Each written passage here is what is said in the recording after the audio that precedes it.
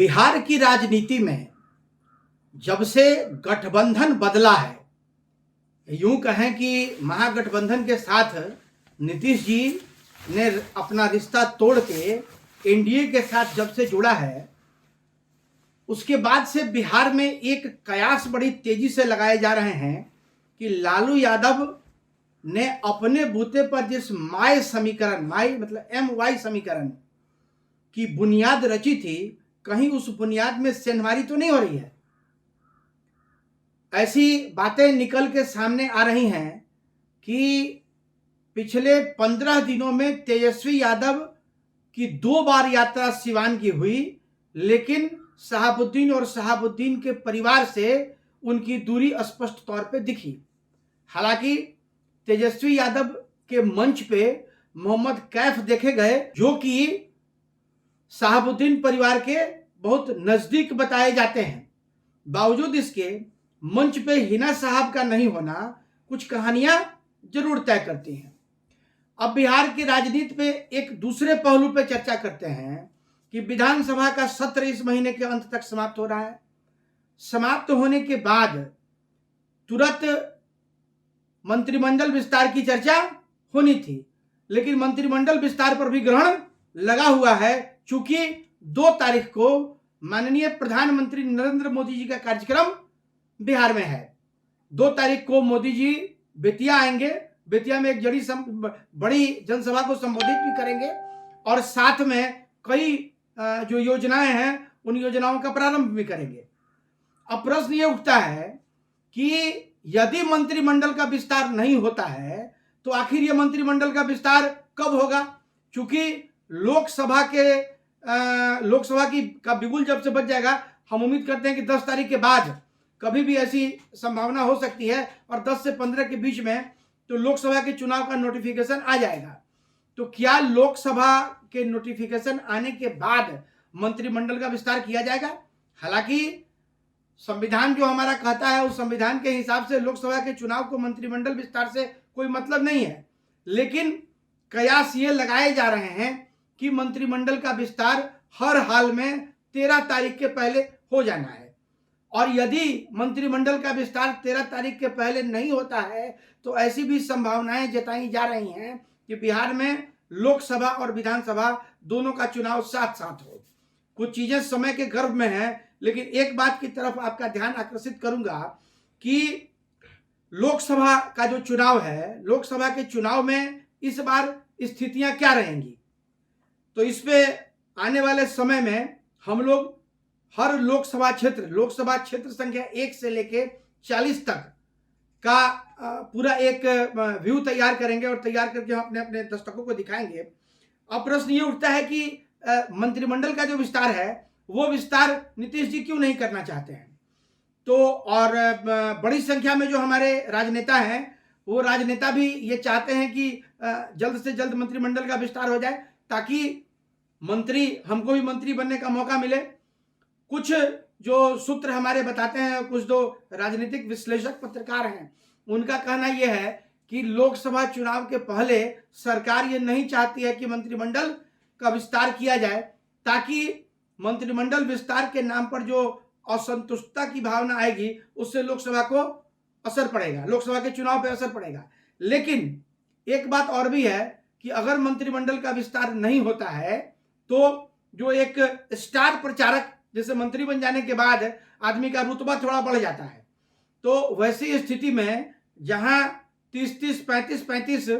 मंत्रियों का jumbo jet मंत्रिमंडल जो बिहार में बनता रहा है, वो जब अपने क्षेत्र में रहेंगे तो निश्चित तौर पे अपने जो उनके कार्यकर्ताओं को प्रभावित करेंगे। तो असंतुष्टता के बीच में हम ये महसूस करते हैं कि यदि मंत्रिमंडल का विस्तार हो जाएगा तो चुनाव पे उसका खासा असर देखने को मिलेगा। लेकिन इसी बीच में एक और जो बातें हैं कि विधान परिषद का भी चुनाव होना है और विधान परिषद के चुनाव की भी घंटी बज चुकी है। अब तय ये करना है मुख्यमंत्री को कि मुख्यमंत्री क्या करेंगे। ऐसे इस बात के कयास लगाए जा रहे हैं कि मंत्रिमंडल का विस्तार 13 तारीख के पहले बहुत उम्मीद है कि हो जाएगा। अब दूसरी चर्चा जो हम लोग कर रहे थे, जिसकी शुरुआत हम लोगों ने की इनकी माई लालू यादव राजद का माई समीकरण। देखिए, एक बात तो पूरा बिहार जानता है कि माई समीकरण की जो बुनियाद है वो बुनियाद लालू यादव और शहाबुद्दीन दोनों के रिश्तों के साथ प्रारंभ हुई थी,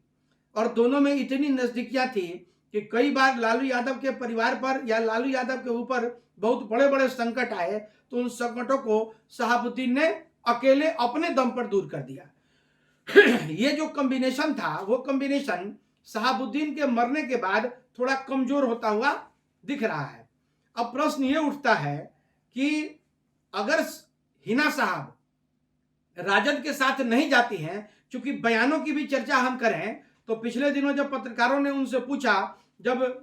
तेजस्वी यादव अपनी न्याय यात्रा के साथ निकले हुए थे और उनकी जनसभा जब वहां पहुंची तो वहां पत्रकारों ने पूछा तो तेजस्वी ने यह कहा कि हिना साहब राष्ट्रीय जनता दल का हिस्सा नहीं है। वहीं जब हिना साहब से पूछा गया तो हिना साहब ने कहा कि मैं अपने निजी काम से बाहर थी, इसलिए मैं वहां नहीं पहुंच पाई। अब ये घटना की तरफ और आपको ले जाना चाहेंगे कि पिछले दिनों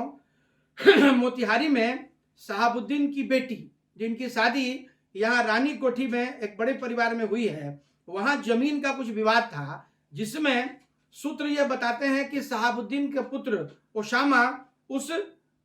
काफिले के साथ नहीं आए थे जिस काफिले ने यहाँ मारपीट की थी, लेकिन बावजूद इसके उनका नाम भी उसमें घसीटा गया। और उस समय सरकार के स्तर से जो चीजें हम लोगों ने महसूस की वो ये महसूस की कि सरकार के स्तर से ही ओसामा को फंसाने की साजिश चल रही थी, क्योंकि उस समय राजद महागठबंधन की सरकार बिहार में थी। हिना साहब ने बहुत मदद लेने का प्रयास भी किया, लेकिन तेजस्वी यादव की तरफ से उनको कोई मदद नहीं मिली। अब प्रश्न ये उठता है कि क्या शहाबुद्दीन के समय में जो रुतबा राजद में मुसलमानों का हुआ करता था, क्या वो आज की तारीख में है? क्योंकि राज्यसभा में भी अशफाक करीम की दावेदारी को खत्म करते हुए इस बार जिन दो नामों को भेजा गया उसमें एक ब्राह्मण और एक यादव समुदाय से आते हैं। ब्राह्मणों का जो वोट है उस वोट को हम एसोसिएट करके देखते हैं बीजेपी के साथ, क्योंकि ब्राह्मणों का बहुत सारा वोट, बहुत बड़े वोट का हिस्सा आरजेडी के साथ जाने का प्रश्न नहीं होता। हालांकि एक वक्त था जब रघुनाथ झा जैसे सरीखे नेता थे तो ब्राह्मणों का वोट भी राजद के साथ जाता था, लेकिन वर्तमान समय में ऐसा होता हुआ नहीं दिख रहा है। अब प्रश्न ये उठता है कि राजद का जो मेन वोट का आधार है 18% वोट राज्य में मुसलमानों का है, तो क्या मुसलमान वोट को दरकिनार करके तेजस्वी यादव अपने उन सपने को पूरा कर सकते हैं? मुझे लगता है कि उसके ऊपर एक प्रश्न चिन्ह है। तो आने वाले समय में मुझे ऐसा प्रतीत होता है कि यदि राजद को अपनी मजबूती बरकरार रखनी है तो उनको हिना साहब के साथ समझौता करना पड़ेगा, या यदि हिना साहब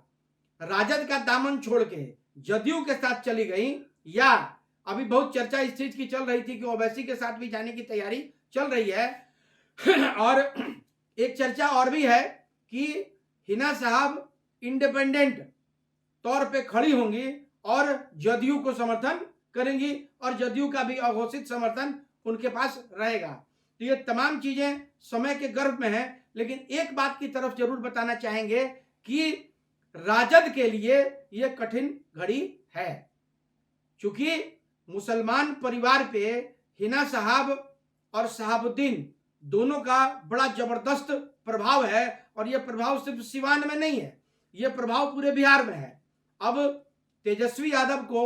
राजद को यह तय करना है कि हम हमारी जो जमीन है, जिस जमीन को जो मजबूती हमको माई समीकरण से मिलती है, उस समीकरण को हम कैसे बचाकर रखेंगे। तो दोस्तों, ये था हमारा आज का एपिसोड। हम अपने दर्शकों से को आगाह करते हैं कि आने वाले सप्ताह से हम लोग विधान सभा वाइज लोकसभा चुनाव का जो बिगुल बज रहा है उसका पूरा डिटेल्स ब्रीफिंग आपको दिखाते रहेंगे। आप देखते रहिए फाइनल पोस्ट, और हाँ, हमारे चैनल को सब्सक्राइब करना नहीं भूलिएगा। धन्यवाद।